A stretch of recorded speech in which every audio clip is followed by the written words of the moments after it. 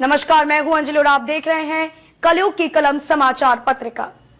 आइए नजर डालते हैं आज की प्रमुख खबर पर। छतरपुर विधायक आलोक चतुर्वेदी ने जिला प्रशासन पर लगाए गंभीर आरोप। भाजपा के इशारे पर काम कर रहा प्रशासन कांग्रेस नेता चरण सिंह पर लगाया फर्जी मुकदमा, बिना नोटिस के खदानों की करवाई नपती। बीजेपी के एजेंट के रूप में काम कर रहे अधिकारी, चुनाव आयोग से होगी शिकायत। मनोज त्रिवेदी कांग्रेस जिला अध्यक्ष। छतरपुर जिले के कांग्रेसी विधायक आलोक चतुर्वेदी ने आनन फानन में बड़ा मलहरा के एक होटल पर पत्रकार वार्ता का आयोजन किया। छतरपुर विधायक आलोक चतुर्वेदी ने प्रशासन पर गंभीर आरोप लगाते हुए कहा कि जिला प्रशासन भाजपा के इशारे पर काम कर रहा है। आलोक चतुर्वेदी ने यह भी बताया कि उनकी जितनी खनिज खदानें हैं, उन खदानों की प्रशासन द्वारा नपती कराई गई है। प्रशासन उन पर हर प्रकार से दबाव डाल रहा है। विधायक आलोक चतुर्वेदी ने पत्रकार वार्ता में कहा कि कांग्रेसी कार्यकर्ताओं पर पुलिस प्रशासन जबरन कार्रवाई कर रही है। चरण सिंह यादव पर पुलिस द्वारा की गई कार्रवाई को उन्होंने भाजपा से प्रेरित बताया। वहीं जिला कांग्रेस के अध्यक्ष मनोज त्रिवेदी ने भी जिला प्रशासन पर निशाना साधते हुए कहा कि बीजेपी के एजेंट के रूप में काम कर रहा प्रशासन, चुनाव आयोग से करूंगा शिकायत। जिला अध्यक्ष बोले, बड़ा मलहरा में उपचुनाव निष्पक्ष होना संभव नहीं है। छतरपुर से कलयुग की कलम समाचार पत्रिका के ब्यूरो चीफ राजकुमार सेन की खास रिपोर्ट। सभी लोगों को मालूम है, मैंने पूर्व में ये इलेक्शन कमीशन से अपने प्रदेश के अध्यक्ष से और सभी लोगों से शिकायत की थी कि एसपी सचिन शर्मा एवं सीएन सिंह के रहते हुए यहाँ पर निष्पक्षता पूर्वक ये चुनाव संपन्न हो नहीं सकते। इसकी आप लोगों को एक जानकारी होगी, कल जो घटना घटी है चरण सिंह के साथ, ये घटना का कारण ये था कि 28 तारीख को उन्होंने हमारी पार्टी कमलनाथ जी के सामने ज्वाइन की। दूसरा घटनाक्रम, हम लोग यहाँ पर जो लीड कर रहे हैं इस चुनाव को, तो तरह तरह की धमकियां मिल रही है और हमारे माननीय क्षेत्रीय विधायक जो आलोक चतुर्वेदी जी हैं, उनको भी अनावश्यक रूप से परेशान किया जा रहा है। उनके खदानों के लेकर, उनकी जमीनों को लेकर सारी तरीके से परेशान किया जा रहा है। हम लोग ये सब सहने वालों में से नहीं है। हम इसका पुरजोर विरोध करेंगे। इलेक्शन कमीशन से, अपने प्रदेश अध्यक्ष से और राष्ट्रपति महामहिम से भी हम इसकी गुजारिश करेंगे कि इनको तुरंत इधर से हटाया जाए, नहीं ये चुनाव प्रभावित होगा। कौन परेशान कर रहा है? नहीं, देखिए, भाजपा के कहने पर पूर्व में हमने, आज तो आप समझ लिया, 28-29 तारीख हुई, हमने 20 दिन पहले उनको आवेदन करा था इलेक्शन कमीशन को। 20 दिन पहले हमने कहा था कि इनके रहते हुए यहाँ पर निष्पक्षता पूर्वक काम नहीं हो सकता, मतदान नहीं हो सकता है, चुनाव नहीं हो सकता है। पूरे उनके जितने भी पुलिस अधिकारी हैं, चाहे वो एसडीओपी हो, डीआई हो, सिपाही हो, पूरी तरीके से भारतीय जनता पार्टी के एजेंट बन के काम कर रहे हैं, चाहे वो पटवारी हो, आरआई हो, जो भी है। तो हम लोगों ने इसकी शिकायत की गई थी और हम पुनः आज एक शिकायत पत्र निर्वाचन आयोग को और अपने प्रदेश अध्यक्ष जी को पेश किया। चरण सिंह यादव पर किस तरह की कार्रवाई की गई? आप देख रहे हैं ना किस तरीके की कार्रवाई की गई। एक दिन कहीं किसी ने कोई घटनाक्रम नहीं घटी, उसके ऊपर फर्जी मुकदमे घर पे लाद दिए गए और तुरंत उसको 10,000 का इनाम घोषित कर दिया गया। ऐसे 10,000 के इनाम घोषित जो है, जो अपराधी है, एसटी सीटर अपराधी है, उनको संरक्षण दिया जाता है। और एक अगले व्यक्ति को इसलिए ये प्रताड़ना मिल रही कि उसने कांग्रेस पार्टी ज्वाइन की। क्या मान लिया भाजपा या पुलिस प्रशासन?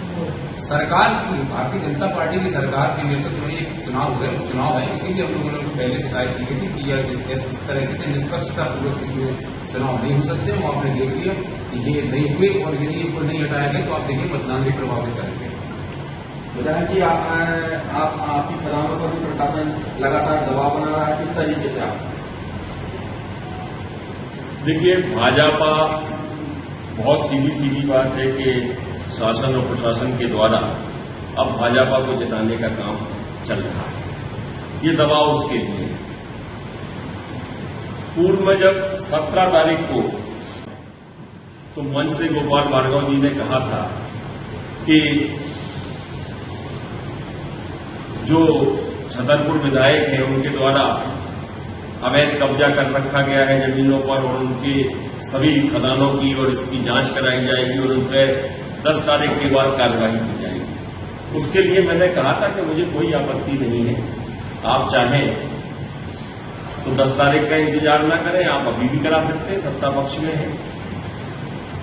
और जो कार्रवाई शुरू हुई है, ये कार्रवाई सत्य को निकालने के लिए नहीं हो रही है, ये सत्य को परेशान करने के लिए हो रही है।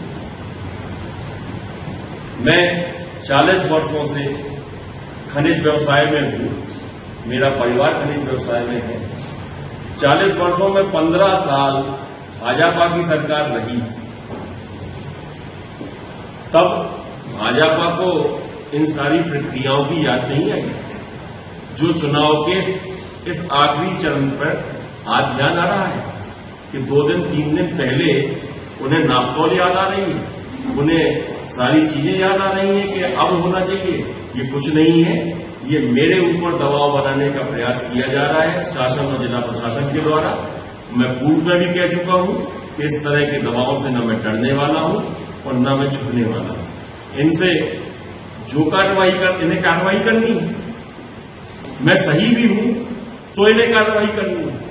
इन्हें तो वहां गलती निकालनी है और गलती निकाल के वहां मेरे ऊपर कार्रवाई करनी है। अगर इन्हें निष्पक्ष कार्रवाई करनी है तो बाकायदा मुझे नोटिस दें, बाकायदा मुझको उसमें मुझे भी बताया जाए और मुझे भी शामिल किया जाए। अगर आप सर्वेयर भेजना चाहते हैं, नापतौल कराना चाहते हैं, तो मेरे सर्वेयर भी जाएं, उसके बाद आप नापतौल कराएं और अगर मैं दोषी पाया जाऊं तो निश्चित रूप से मेरे खिलाफ कार्रवाई की जाए, मुझे कोई एतराज नहीं होगा। लेकिन दबाव न बनाया जाए। अगर दबाव बनाया जाएगा तो इसका भी जवाब दिया जाएगा, उसमें पीछे नहीं हटूंगा।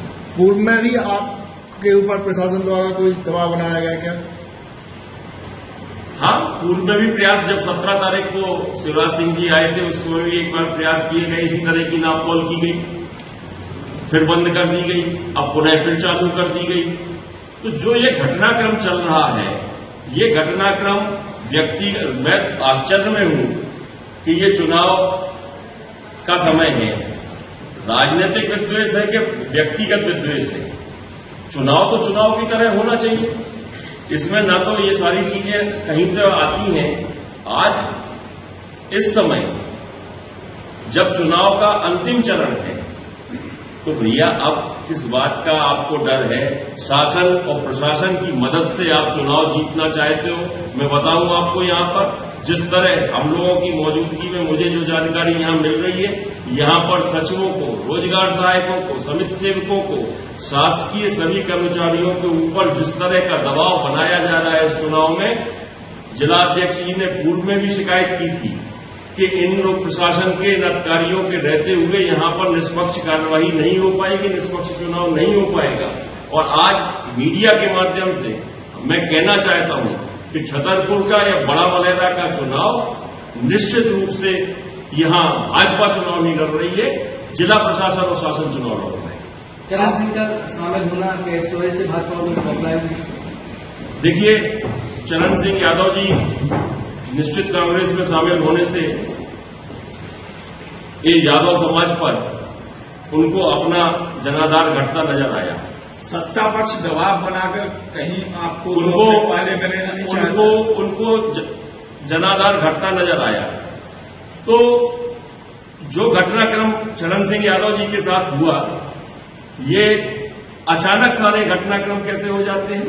कल की ही घटना है। परसों चरण सिंह यादव जी आदरणीय कमलनाथ जी के मंच पर कांग्रेस में आते हैं।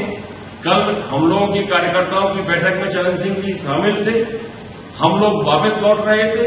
सबसे पहले तो मैं ये देखूंगा, जो आपको उदाहरण बता रहा हूं, मुझे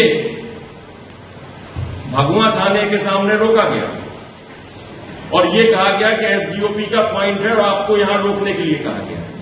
अरे भाई, विधायक की हैसियत से परमिशन है मुझे, मेरे पास में चुनाव का समय चल रहा है, कांग्रेस का विधायक हूं और मैं क्षेत्र में भ्रमण कर रहा हूं। आपकी जो प्रक्रिया, जांच की प्रक्रिया है, आपको गाड़ी देखनी है, जांच करनी है, आप वो कर दीजिए, लेकिन वहां मुझे रोका गया। इसके बाद वहां दूसरी तरफ भगवा थाने पे मुझे रोका गया, ग्वारा थाने की वहां पर चरण सिंह को रोका गया और चरण सिंह के ऊपर जबरदस्ती रात को ही भगवा थाने में प्रकरण दर्ज कर दिया गया और 24 घंटे भी नहीं हो पाए। सुबह सुबह उसके ऊपर, बेचारे के ऊपर, चरण सिंह यादव के ऊपर 10,000 रुपए का इनाम घोषित कर दिया। ये कौन सी प्रक्रिया है और ये कौन सा तरीका है? कानून भी अपनी सारी चीजों पर कार्रवाई करता है, उसके बाद कोई प्रक्रिया होती है।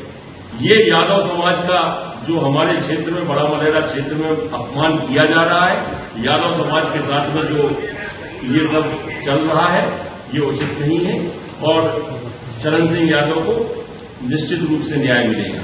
मनोज जी, आपने